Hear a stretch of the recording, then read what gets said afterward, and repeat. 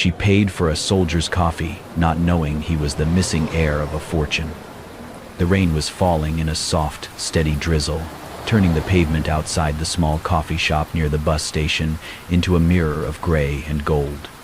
Inside, the scent of fresh coffee and warm pastries clung to the air, cutting through the chill of the early morning. Rachel Carter, 24, stepped through the door, shaking off the damp from her worn nursing student uniform. Her blonde hair was tied into a low ponytail, a few strands clinging to her cheeks. The overnight shift at the hospital had left shadows under her bright blue eyes, but her steps were steady, purposeful. She needed coffee, something warm before heading home to her little brother. She stepped into line, glancing briefly at the man behind her. He was tall, broad-shouldered, his posture slightly hunched as if the weight of the world had been pressing on him for too long. His military jacket was faded and creased, the patches barely legible. He had a day's worth of stubble and eyes that darted nervously around the room before softening on the elderly man ahead of him.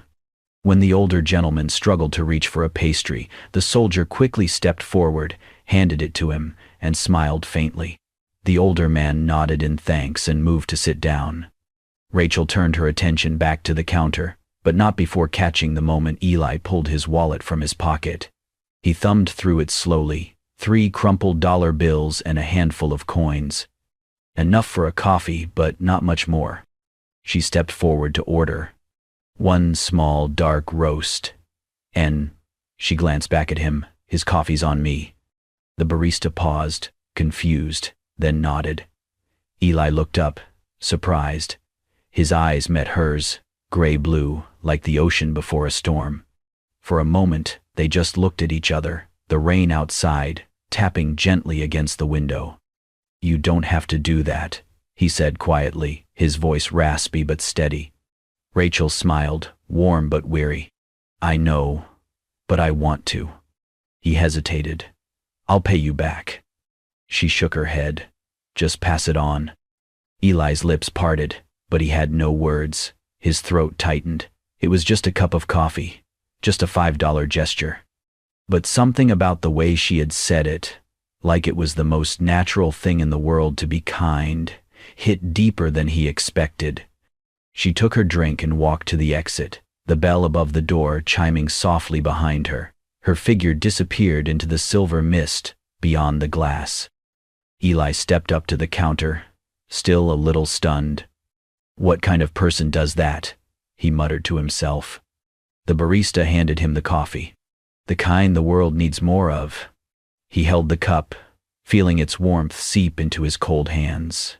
Outside, the rain continued to fall in thin, silent ribbons. For the first time in weeks, maybe months, he felt something other than numb. It was not just the coffee. It was the look in her eyes, and the feeling that maybe, just maybe, the world had not given up on him yet. Rachel unlocked the door to her apartment with quiet fingers, careful not to wake her little brother. The hallway smelled faintly of old paint and something burnt from the neighbor's kitchen. Their unit was on the 3rd floor of a run-down brick building where the elevator had not worked in years. Inside, the space was small, 2 bedrooms barely fitting the essentials, but clean and lovingly maintained. On the living room floor lay scattered Lego pieces, a half-built robot from an online tutorial video, and a notebook filled with sketches and code. Luke's world. Rachel slipped off her shoes, padded into the kitchen, and set the coffee down. The fluorescent bulb buzzed weakly above her head. "Rach?" a sleepy voice called. Luke appeared at the hallway's edge, rubbing his eyes. His brown hair was messy, and his tablet clutched tightly to his chest. "You're home," he said.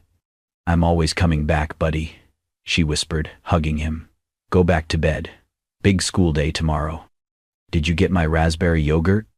Rachel hesitated, then smiled. "Tomorrow, I promise." She watched him walk back to his room, guilt gnawing at her. The shifts barely covered rent, groceries, and the second-hand textbooks for nursing school. There were weeks she stretched ramen packets across 3 days. And still, she smiled, for Luke, and, for for the memory of their parents.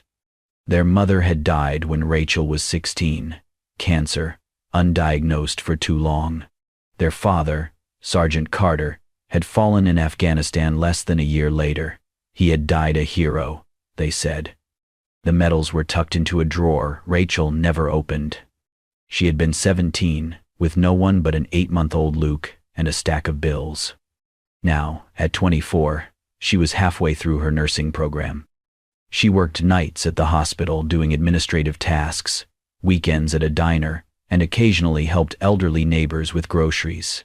Every hour was accounted for, every dollar spoken for. She collapsed on the couch, eyes fluttering shut for just a moment. Across the city, Eli sat on the edge of a lumpy bed in a budget motel that smelled of bleach and dust. The flickering neon light outside his window painted the room in pale blue pulses. On the table lay a manila envelope, opened, its contents spread out. Adoption papers, hospital records, a birth certificate with his name, Eli Monroe, but no name listed under Mother.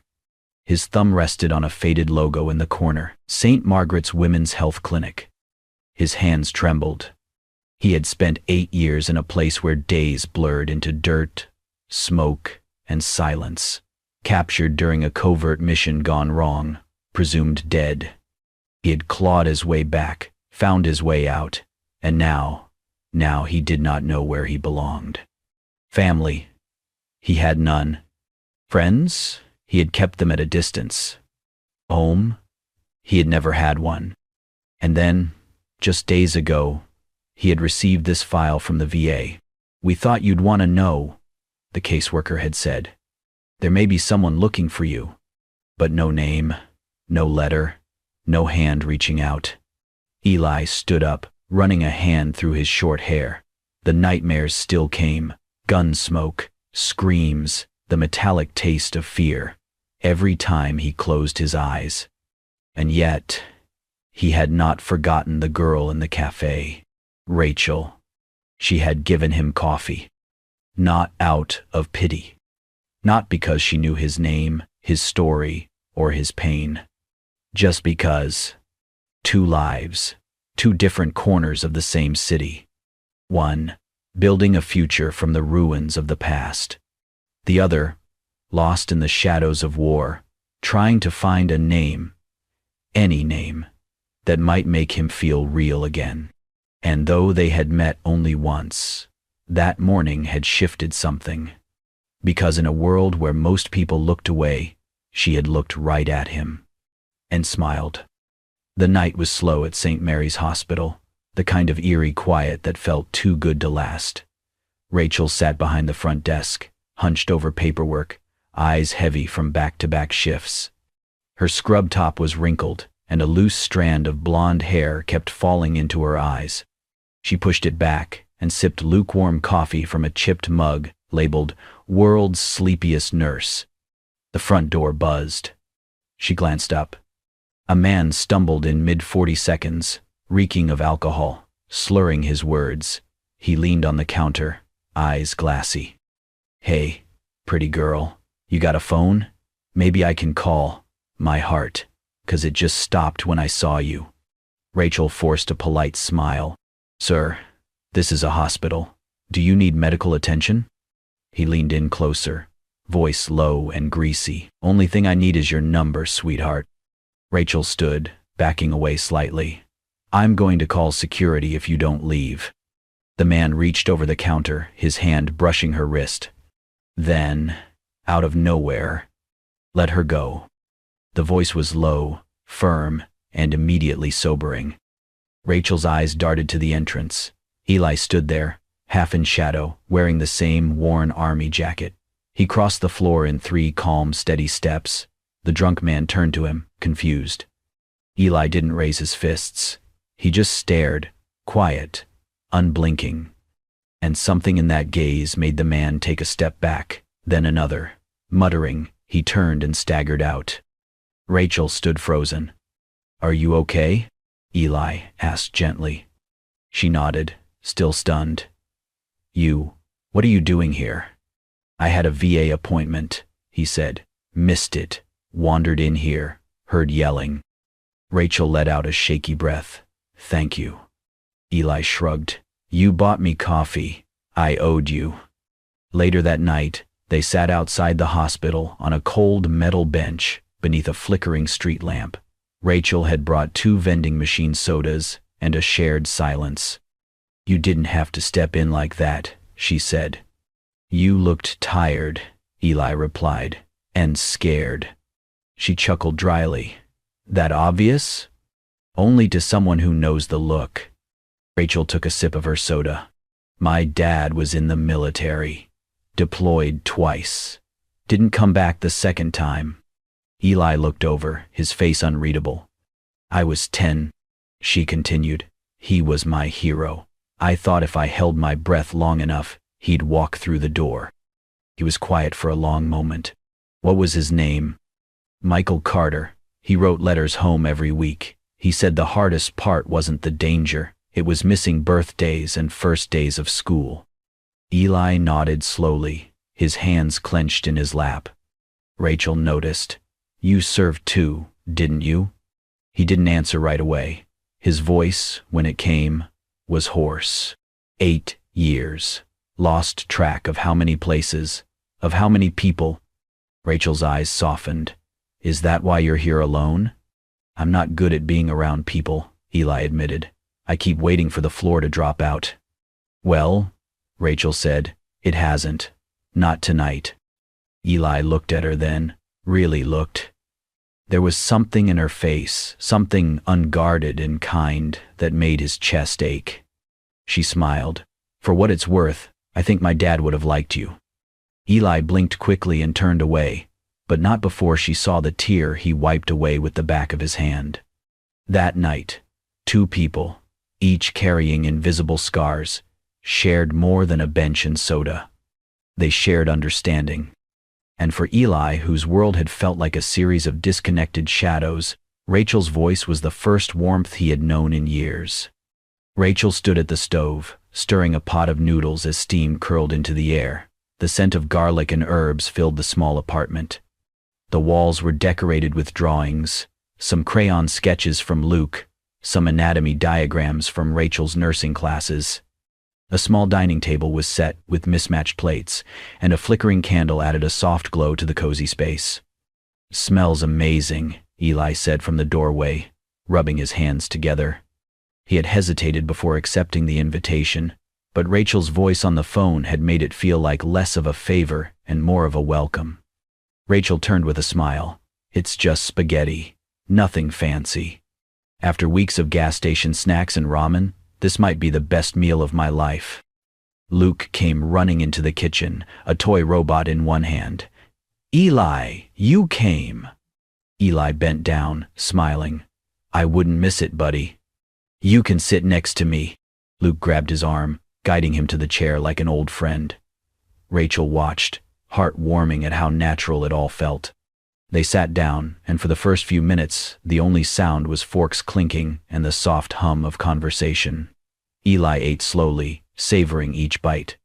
He hadn't realized how long it had been since he'd had a home-cooked meal. More than that, he hadn't realized how much he missed the feeling of belonging, the easy rhythm of dinner time, the way Luke's voice filled the room with laughter, the quiet joy in Rachel's eyes as she watched her brother smile. I fixed the light switch, Rachel said, nodding toward the hallway. Well, tried to. It keeps sparking.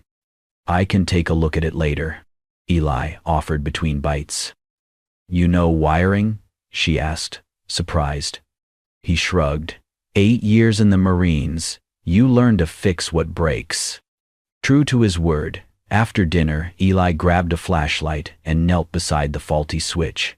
With a few adjustments and some careful tightening, the flickering stopped. Rachel stood beside him, arms crossed. You didn't have to do that. I wanted to, Eli said simply. Later, while Rachel did the dishes, Eli found Luke's jacket hanging by the door. It had a tear in the seam and was dusty from playground scuffles. He took it to the sink, carefully rinsed it, and stitched the seam with a spare sewing kit he always carried in his duffel. When Rachel saw him, she paused, watching in silence. You fixed his coat? Eli nodded, holding it up. It looked cold. Rachel looked at him for a long moment. You're kind.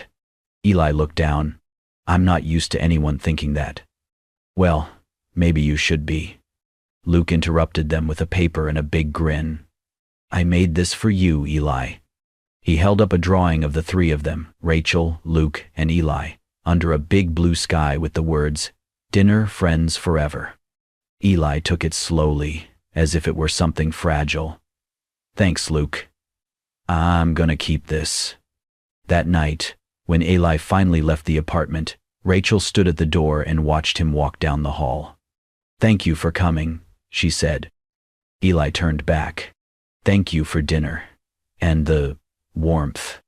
He hesitated before adding, This was the first meal I've had where no one asked what I do. They just let me be. Rachel smiled softly. You don't have to be anything here. Just be. He nodded, then reached into his coat pocket and pulled out a small wooden bead on a string. From my first tour, I keep it for luck. For some reason, I think you and Luke should have it now. Rachel took it, moved. Then, we'll keep it safe. As Eli disappeared into the night, Rachel looked down at the bead in her palm. She didn't know what would come next, but she knew that man wasn't just passing through. He had touched their little world with quiet gestures and genuine care, not for attention, not for reward, but because that was who he was. And for the first time in a long while, Eli walked away not feeling like a soldier, but like a person someone might want to keep. Eli sat alone on the edge of his motel bed, the letter clutched in his hand, the seal already broken. The crisp paper trembled slightly as he reread the words for the 5th time. Mr. Eli Monroe, we write on behalf of our client, Miss Margot Welling. Our client, currently under palliative care, has recently identified you as her biological son, based on a confidential adoption, tracing investigation, and confirmed DNA match. She expresses a final wish to speak with you. The name Welling struck him like a ghost from a world he had never known. It sounded like legacy, like suits and glass towers, everything he had never been part of. And now someone claiming to be his mother wanted to see him, after decades of absence, after years of war, after he had built himself from rubble and silence. He folded the letter carefully, placed it back in the envelope, and stared at the ceiling. The room was dim, lit only by the orange glow of the parking lot lights sneaking through the curtain. He hadn't slept properly since it arrived. The next day, he found himself outside Rachel's apartment again. She opened the door, surprised. Eli? I need to talk. Within minutes, they were sitting at the tiny kitchen table, mugs of tea between them. He slid the envelope across the table. This came 3 days ago. Rachel read silently, her eyes scanning the paper. When she finished, she looked up, eyebrows furrowed. Margot Welling. She's that Welling? Eli nodded. Yeah, the energy giant, global foundations, one of the richest women in the country. And she's your mother? So, the letter says, apparently I was adopted. My parents never told me. And now this woman says she wants to meet me.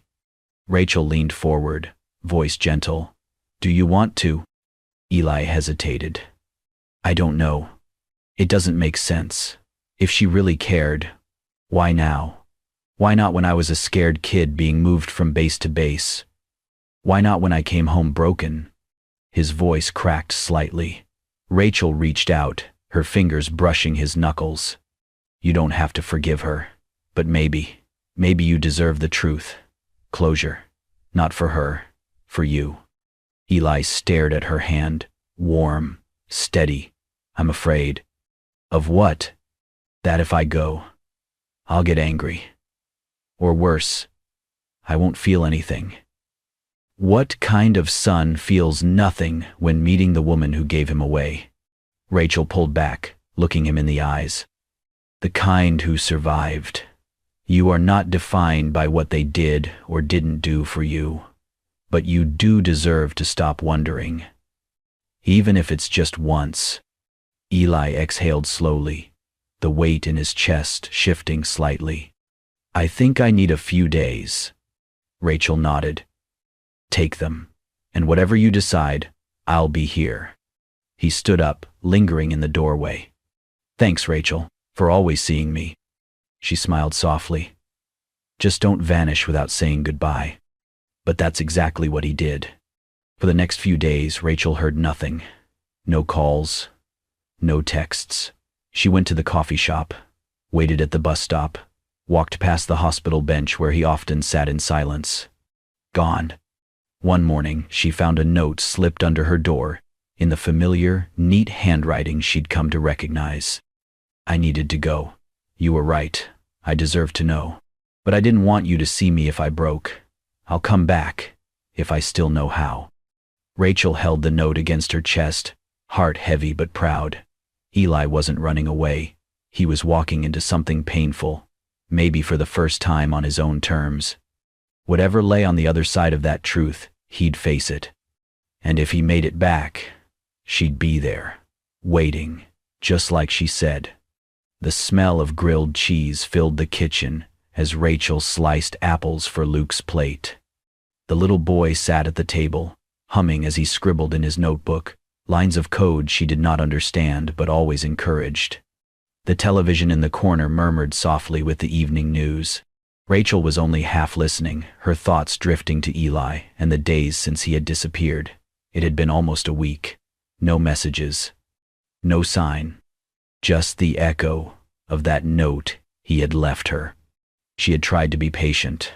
After all, he had gone to confront something monumental, his own past. But the silence still hurt. Then Luke's voice broke her thoughts. Rachel, look. She turned just as the anchorwoman's voice sharpened. In breaking news tonight, Welling Energy, one of the nation's leading renewable energy conglomerates, has officially confirmed the return of a long-lost heir. Eli Monroe, a former Marine, presumed missing in action 8 years ago, has been verified through legal and genetic documentation as the sole biological son of CEO Margot Welling. The screen flashed with photos. Eli, clean-shaven in a charcoal gray suit, standing beside an older woman in a hospital bed. She looked frail, her hand resting over his. He looked composed, though something flickered behind his eyes. Pain? Regret? Rachel dropped the knife onto the cutting board. Luke looked up. That's Eli. She could not speak. Her throat had closed entirely. She felt the sting before the tears came. Not just from surprise, but from the weight of realization. He had never told her. Never prepared her. He had just gone. She sat down slowly, her hands trembling. He said nothing, she murmured, mostly to herself. Not one word. Luke looked concerned. Are you okay? Rachel nodded mechanically, trying to smile. Yeah, baby, just surprised. But inside, her heart cracked. Was she just a temporary refuge, a soft place to land before he returned to his real world, of wealth, legacy, and perfectly manicured press conferences? After tucking Luke into bed, she slipped on her jacket and walked out into the night. The streets were quiet, damp from an earlier drizzle. She followed instinct more than memory, her feet leading her to the bench outside the hospital, where Eli used to sit in the quiet hours, watching people come and go, never speaking. The bench was empty, but something rested on it. A folded piece of paper with her name on it. Hands shaking, Rachel opened it. Asterisk. Rachel, I watched you carry the world on your shoulders with a grace I've never known. You gave me coffee. You gave me shelter. You gave me laughter at dinner and silence when I needed it. You gave me home, but I needed to walk into my past to see if I could live in my future. I didn't know how to explain that, so I disappeared. I am sorry. I just needed time to believe I deserved it. Asterisk. No signature. None was needed. Rachel sat down, holding the letter against her chest. She felt foolish, hurt, betrayed, but also something deeper. She had seen something in Eli long before the world had a headline for him. She had loved the man in a thrift store jacket, not the heir in a tailored suit. The pain was real, but so was the memory of the night he fixed her broken outlet or made Luke laugh with a silly face. That man was not just a lie, he was a part of Eli too. Maybe she had not lost him. Maybe he was just figuring out who he really was. Till, as the wind picked up around her, Rachel whispered into the night, "You should have told me." She folded the note carefully and stood. The bench behind her stayed empty. But somewhere in her heart, a quiet hope remained. Maybe, just maybe, he would come back, and this time with the truth. The conference room inside the Welling Energy headquarters was a cathedral of glass and light. Media crews hustled to adjust cameras, lights, and microphones, their voices blending into a rising wave of anticipation. Every major outlet was there. The return of the heir had become national news. At the front stood a long table draped in white linen, behind which sat lawyers, board members, and executives in dark suits. But only one chair remained empty, the one at the center. Then, the doors opened, and Eli Monroe walked in. He was dressed in a simple navy suit, his posture upright but not stiff, as though every step was both a challenge and a triumph. Whispers rippled across the room as he approached the microphone, skipping the seat entirely. He cleared his throat.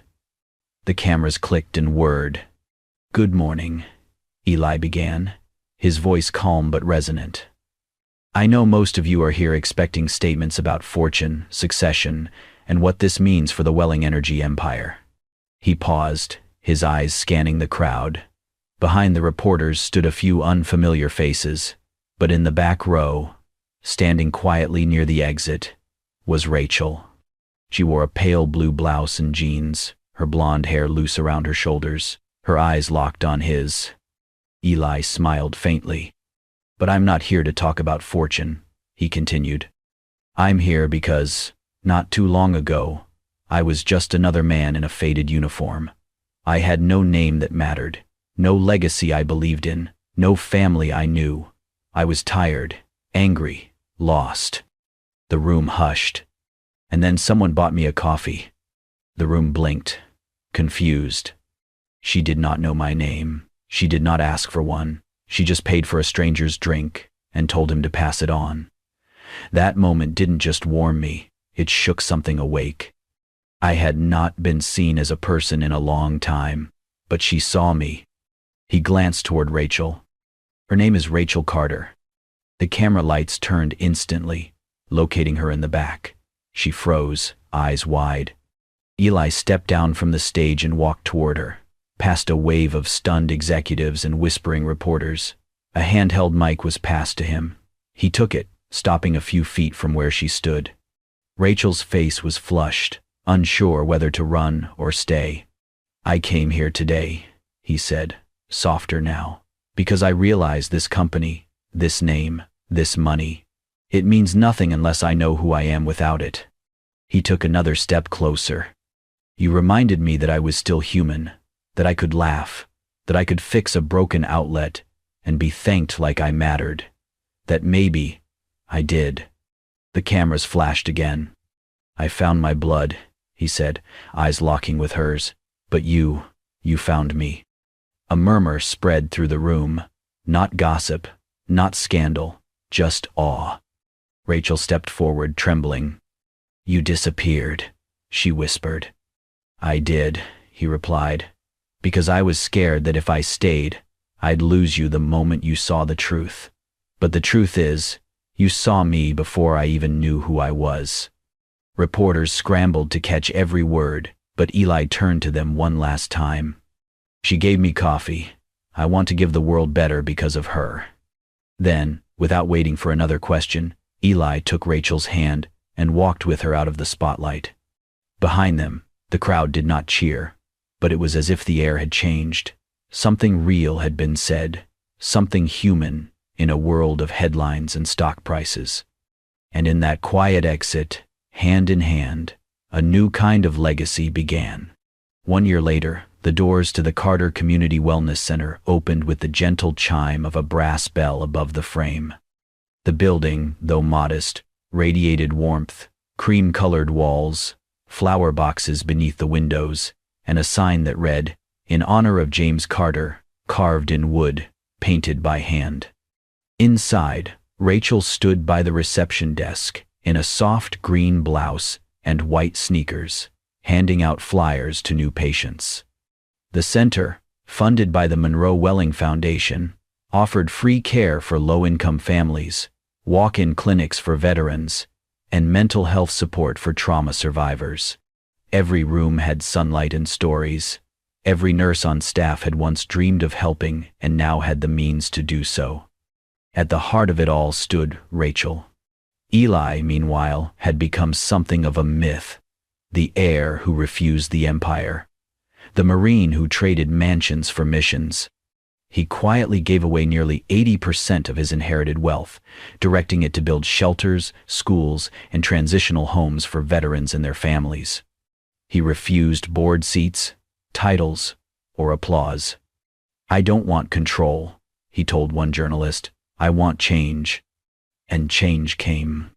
That fall, on a wide plot of land just beyond the edge of town, construction crews laid the final bricks of a neighborhood called Anchor Grove, a place where no veteran would sleep on the street again.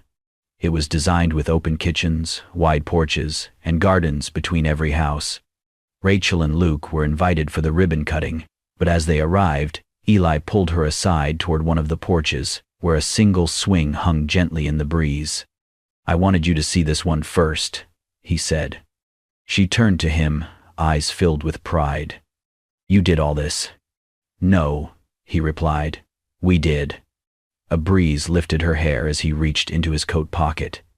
But instead of a ring box, he pulled out a small paper cup, identical to the one from the coffee shop long ago. Inside, it was a velvet pouch. Rachel laughed, tears already forming.